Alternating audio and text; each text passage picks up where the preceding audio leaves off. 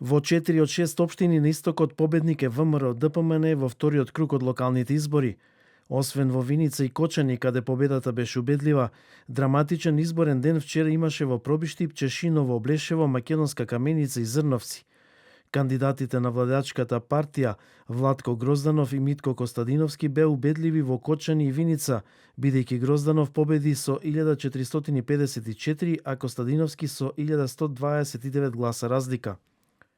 И покрај се што се случи во Кочани, Кочани го одбрани своето достоинство.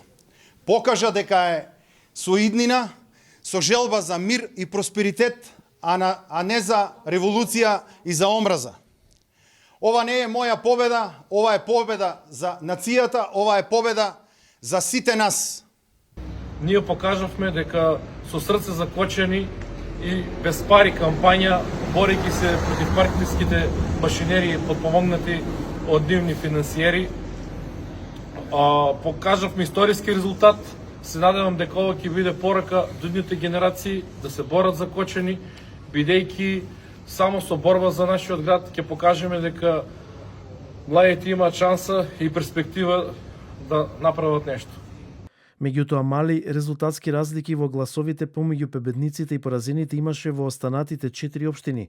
Така, според ДИК, во Чешиново, Облешево, разликата до победата беа само 52 гласа. Ова е поттик за мене да работам силно и посветено за иднината на општината. Ќе бидам сигурно успешен градоначалник. Им благодарам на сите за довербата. Продолжуваме силно и посветено. Интересен феномен се случи во Македонска Каменица.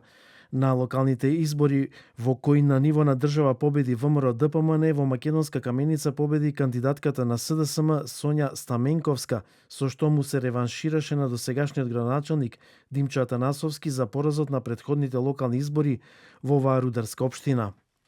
Честноста, трудолюбивоста и фала ви од срце на сите. Ке бидам градоначалничка на сите каменичани, а ние заедно ќе покажеме што значи храброст, честност, упорност. Фала ви на сите! Во Пробиштип пак со разлика од само 29 гласа победата отиде кај Тони Тоневски, кандидатот поддржан од ВМРО ДПМН.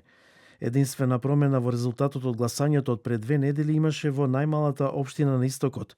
Во Зрновци, според резултатите што ги објави Државната изборна комисија, кандидатот на коалицијата предводен од СДСМ Ванчо Митев доби 691 гласа, односно 12 гласа повеќе од кандидатот на ВМРО ДПМН Борчо Коцев, за кого гласале 679 избирачи. Со тоа граѓаните на Зрновци довербата за нов градоначалнички мандат му ја дадоа на Митев.